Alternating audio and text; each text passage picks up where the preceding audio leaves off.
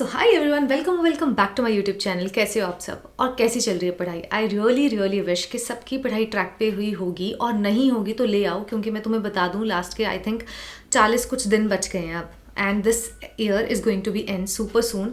तो इस 40 दिन में जितना भी सिलेबस बचा है जल्दी से जल्दी बकल अप करो। मैं भी वही कोशिश कर रही हूँ और उसी प्रोसेस में लगी हुई हूँ कि अब तो मेंस का सिलेबस ख़त्म कर दें, क्योंकि जनवरी ऑनवर्ड्स या फिर मिड जनवरी के आसपास से हमको प्रीलिम्स पे फोकस करना है अच्छे से। तो but without distracting from the thing, आज हम पढ़ेंगे गुरु नानक जयंती के बारे में, क्योंकि गुरु नानक जयंती अभी भी हुई, कल हुई 15 नवंबर को। तो गुरुपुरब भी सेलिब्रेट किया जाता है, बहुत इंपॉर्टेंट फेस्टिवल है। और गुरु नानक जी की क्या क्या टीचिंग्स है, क्योंकि ये हमारी जीएस पेपर 1 में भी इंपॉर्टेंट हो जाता है, क्योंकि भक्ति मूवमेंट, भक्ति सेंट रहे हैं गुरु नानक जी। तो उनकी क्या क्या टीचिंग्स है आज के टाइम में, मॉडर्न एरा में क्या क्या उसकी रेलिवेंस है, तो हम वो पढ़ेंगे। Stay connected for this. Let's begin. Bye bye. Guru Nanak जयंती और गुरुपर्व, जीएस पेपर 1 में दिया गया ये टॉपिक भक्ति मोमेंट्स, क्योंकि हम सबको पता है गुरु नानक जी जो थे बहुत इंपॉर्टेंट भक्ति सेंट थे।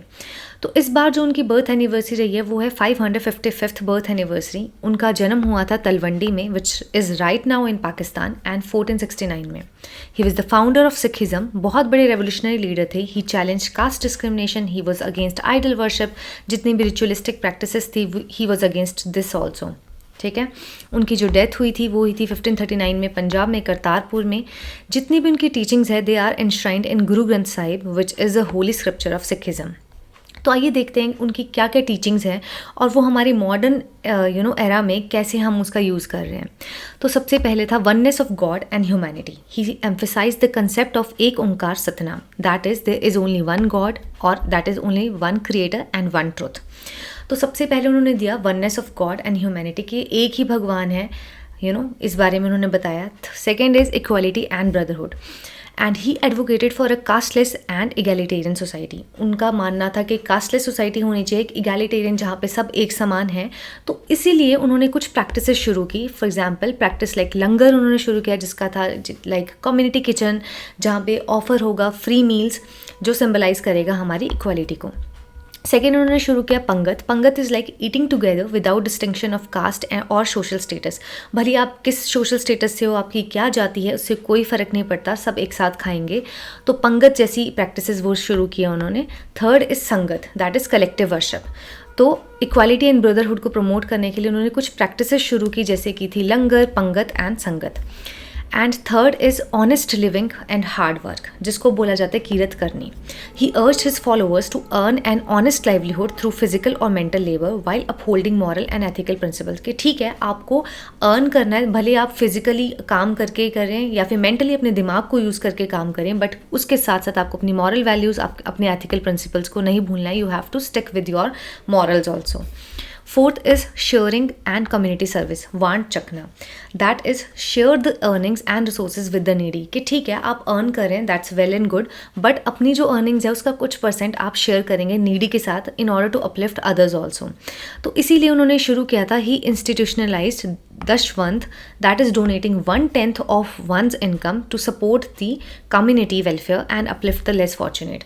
ठीक है, कि उन्होंने क्या किया, एक चीज़ इंस्टीट्यूशनलाइज कर ली, जिसको नाम दिया गया दशवंत, यानी कि अपने जो भी कमाई का 1 से 10वां भाग, 1/10 जो पार्ट है अपनी इनकम का, वो डोनेट करेंगे उन लोगों को जो ज़्यादा नीडी हैं, और in order to uplift the less fortunate.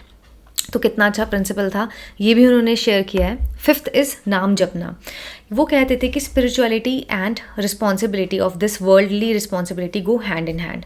तो उनका था कि नाम जपना बहुत इंपॉर्टेंट है, that is meditating one God's name, कि एक नाम कोई भी जपना है, भले वो कोई भी भगवान है, आप उसका नाम जपो।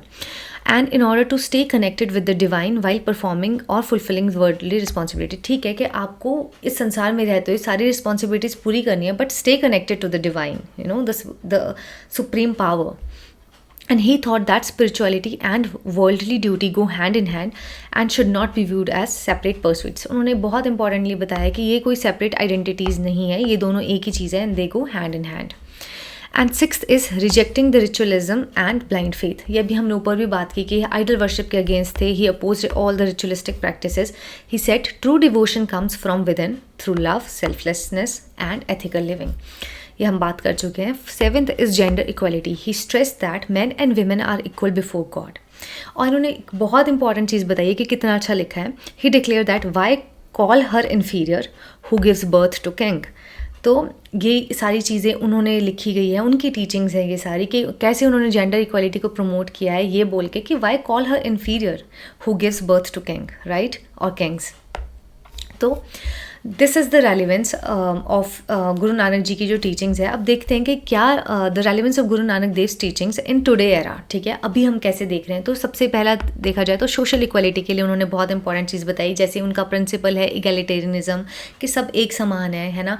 He fought against caste system, caste discrimination and gender equality. तो आज के अगर देखा जाए तो सोशल इक्वालिटी प्रमोट किया है उन्होंने। Second is justice and sharing, कि सोशल जस्टिस होनी चाहिए, अपनी जितनी भी कमाई का 1/10 जो भाग है वो आपको डोनेट करना चाहिए। तो शेयरिंग में भी उन्होंने अपना एक प्रिंसिपल दिया है। एनवायरनमेंट हार्मनी, ब्रदरहुड प्रमोट किया है, हार्मोनियस रिलेशनशिप विद एवरीवन, ये भी उन्होंने प्रमोट किया है। Fourth is like peace and tolerance. Fifth is women empowerment, अभी हमने देखा कि कैसे जेंडर इनइक्वालिटी के अगेंस्ट उन्होंने बोला। तो ये तो था हमारा जीएस पेपर 1, यानी कि मेंस के लिए बहुत इंपॉर्टेंट था। मैंने डिटेल में कुछ टीचिंग्स एक्सप्लेन की है उनकी, बट प्रीलिम्स के लिए भी बहुत इंपॉर्टेंट हो जाता है, क्योंकि देखिए 2013 में यहाँ पे एक क्वेश्चन पूछा गया, कंसीडर द फॉलोइंग भक्ति सेंट्स। कौन कौन है? दादू दयाल जी हैं, गुरु नानक जी हैं एंड त्यागराज जी हैं। अब क्वेश्चन क्या है, who among the above was और were preaching when the Lodhi dynasty fell and Babur took over, कि उस टाइम पे कौन वो भक्ति सेंट थे जब लोधी डायनेस्टी का फॉल हो गया था एंड बाबर गद्दी पे आने वाला था। तो कौन थे? वो थे गुरु नानक जी। तो बहुत इंपॉर्टेंट है, देखा कैसे क्वेश्चन पुट करता है यूपीएससी के। न्यूज़ में गुरु नानक जयंती चल रही है, बट उन्होंने कहाँ से ले लिया? मिडाइवल से ले लिया, कि लोधी डायनेस्टी के उस टाइम पे कौन सा आपका ये सूफी सेंट, भक्ति सेंट चल रहे थे, ठीक है। तो ये भी चीज़ें देखना है, अंडर द लाइन समझना है कि ठीक है, अगर ये टॉपिक न्यूज़ में है तो हमको उसकी हिस्ट्री देखनी पड़ेगी कि उस टाइम पे और कौन कौन सी डायनेस्टीज़ रूल कर रही थी और कौन नहीं आ रही थी। सो द आंसर इज़ अपने गुरु नानक देव जी। गाइज, ये था गुरु नानक जी के बारे में, उनका बर्थ, उनकी डेथ, उनकी टीचिंग्स और कैसी उनकी टीचिंग्स रेलिवेंस रखती है मॉडर्न एरा में भी, वो सब हमने देखा। और कैसे यूपीएससी घुमा फिरा के सवाल पूछता है वो भी हमने देख लिया, कि भक्ति सेंट्स से जो थे कैसे क्वेश्चन आए वो हमने देखा। मेंस के लिए मैंने तुम्हें एक पूरा डिटेल फॉर्मेट समझा दिया है, प्रीलिम्स के लिए भी तुमने देख लेना अंडर द टेबल जाके कैसे क्वेश्चंस आ रहे हैं। तो that's it for this video and I really hope you guys loved watching my videos, and if you really do then keep watching, like, share, subscribe, comment and comment section is all yours. भर के प्यार दो, और in case of any suggestion वो भी दे दो, and देखते रहो। Bye bye.